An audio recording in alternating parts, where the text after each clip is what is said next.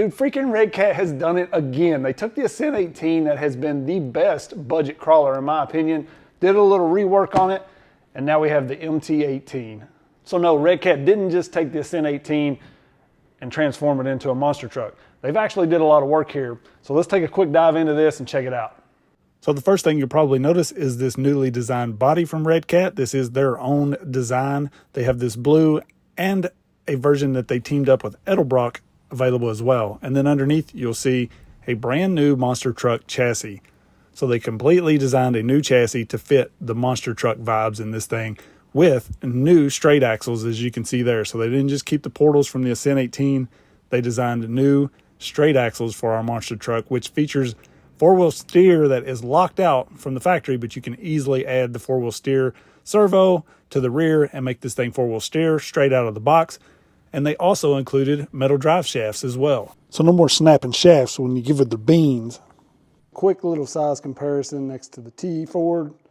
Definitely a shorter wheelbase.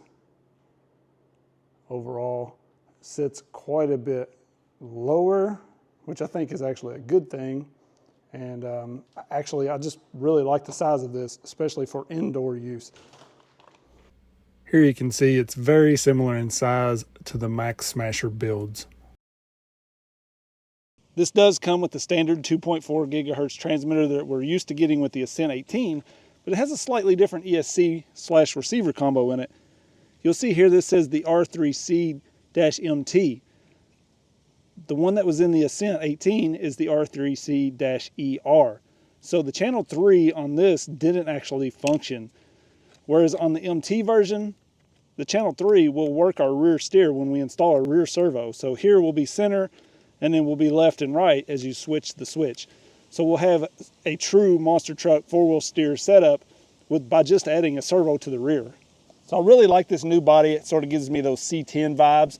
But one of the best features about this body is how the front latches. So we all know the front clip on the Ascent 18 could be a problem. If it took a hard hit, the front would just come loose.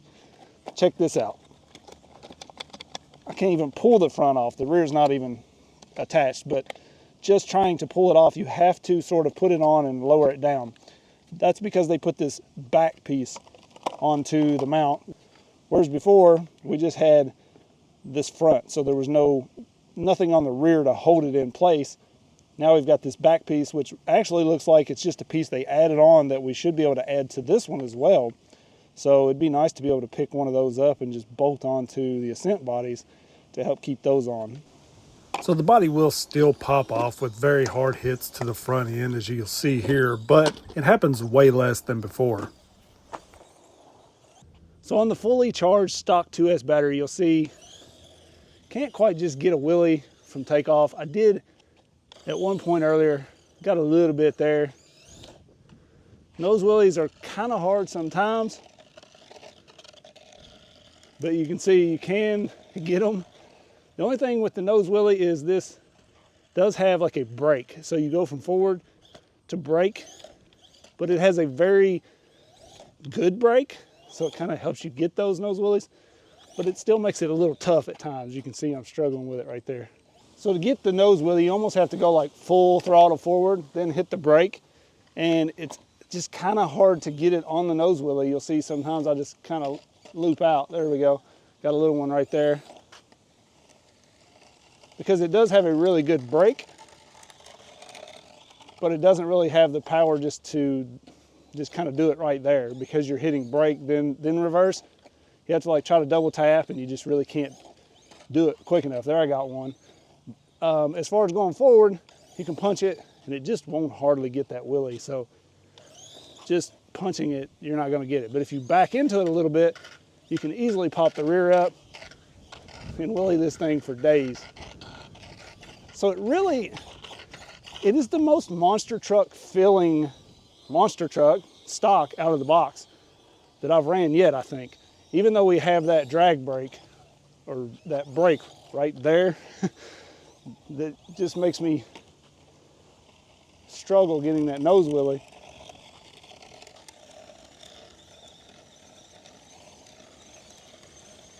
Yeah. So I'm going to show you guys the best free mod you can do this if you have one of these FMS controllers around. And that's just to bind up this controller instead of the stock one. So you're going to see we got the fast flashing light. So now we're going to hold the bind button here and turn this on. It binds right up, and now we have forward straight to reverse. So it does away with that brake. Now we have much easier nose wheelies, as you can see. I don't have to hit a brake and then reverse. I'm straight to reverse. It's harder on gears and things, but this should be all metal gears. And we have metal drive shafts. It's going to take the abuse. Not quite able to get a backflip with the stock 2S battery. Let's try this again. No, not going to get it off of this ramp with the stock 2S battery.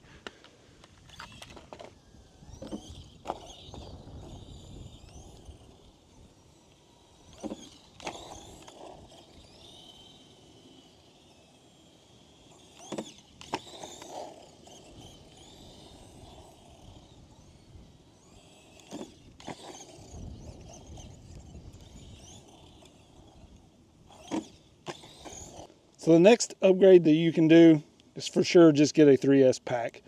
The 2S here is going to give you a good long run time, being a 750 mile. But find you a 3S pack. I mostly have these small ones that I crawl with. This is a 180 mile. The one I have in here is like a 300, I think. But it's going to make a huge difference in the performance of this truck. These do say 2S Lipo, same as the Ascent 18 version, but I've always ran the things on 3S and never had a bit of a problem. Do that at your own risk. If you smoke your ESC, sorry about your luck, but I haven't had one go bad yet on 3S. Now we can get a wheelie from a standstill. So sitting still, punch it, good wheelie on 3S. We now have that power that we really need. So in my opinion, 3S is probably the best thing you can do. And then definitely the transmitter swap.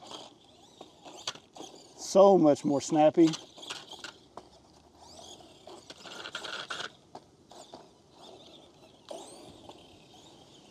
So we can actually be rolling. I thought we could get a wheelie from a roll, but not quite.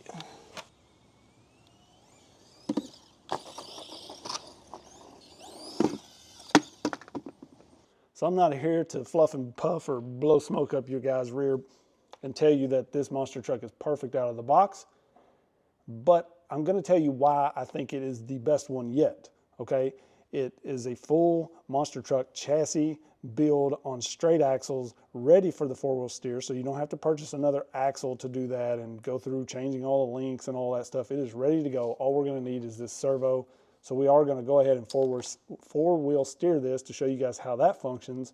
And then this is also 3S capable, so you can just throw a 3S in here and get a lot more power out of it and have a lot more fun doing more monster truck things, okay? So some of the other monster trucks we've seen released, they're 2S only. You really can't do much with those unless you go changing ESC, receiver, all of that. And then as far as four-wheel steer goes, this is the first one we've had yet that is ready to go out of the box, just needing a servo. Now this does come with a manual that has your basic forward, left, right, reverse, all that stuff. It's got some body posts in case you want to mount up a different body. You can mount these up and run whatever body you want. We've got an extra servo horn in here. So if we strip a servo horn, or if we need one for our rear servo, there's one in there as well. And of course you get your charger and your 2S pack.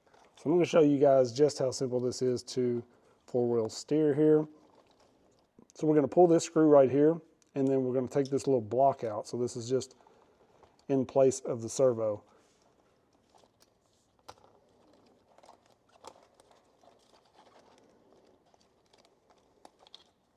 So this is our four-wheel steer locker. This is just bolted in like a servo, and then the drag link bolts into it. So now we're just going to throw a servo in its place, put all the screws back, and we're ready to go.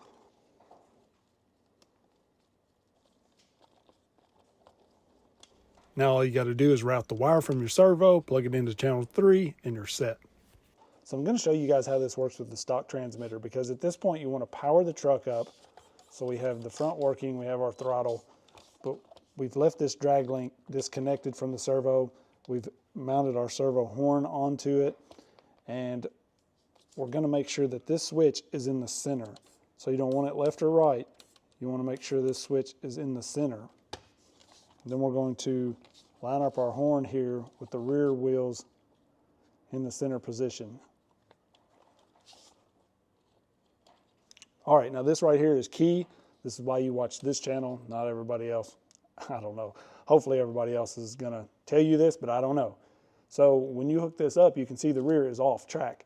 It's cocked this way a little bit. Hopefully you can see that. So we have to adjust the rear trim on this. To do that, you're gonna double tap your bind button. You'll see this flash twice. You want it to flash 3 times, so double tap it again.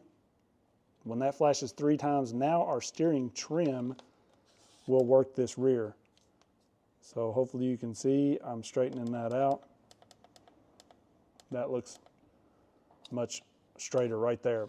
Now while we're in this mode, you should be able to adjust your steering dual rate as well. So if we cock this rear steer over, because our rear steer is now on this channel 3 switch, we can turn this up or down. So if you don't want it to turn real far, you can adjust that down. If you want it to turn farther, I would turn it one direction and turn that up to where you see your arm stop moving.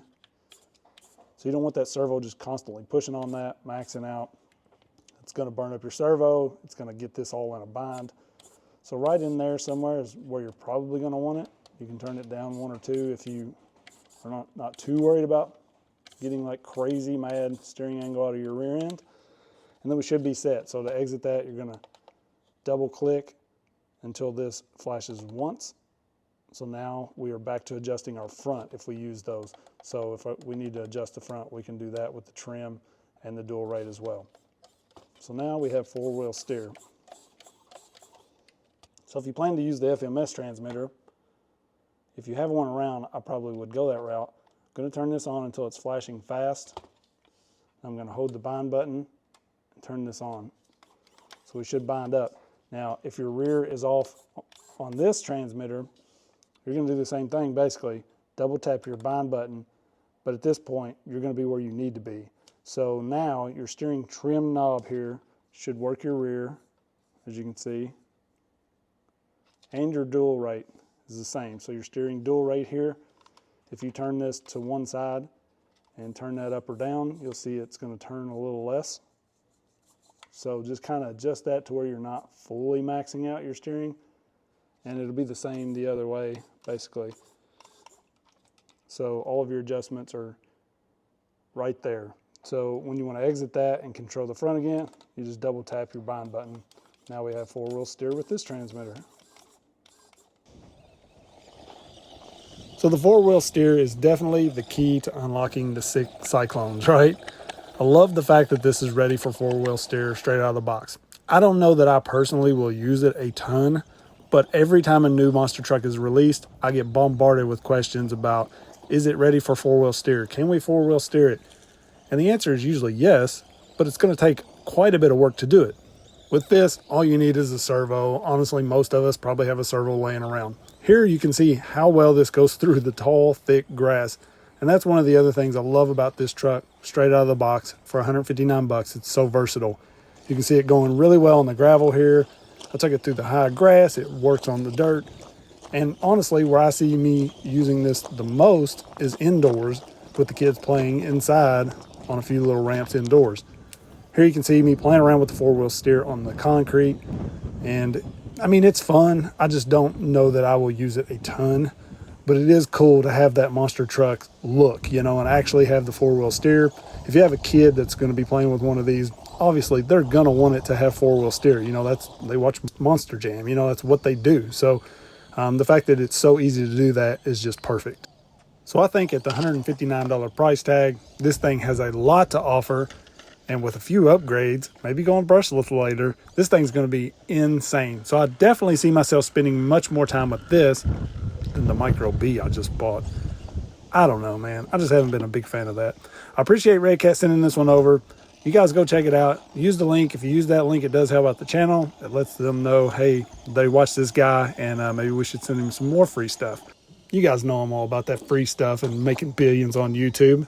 It's just what I do. All in a day's work. Peace.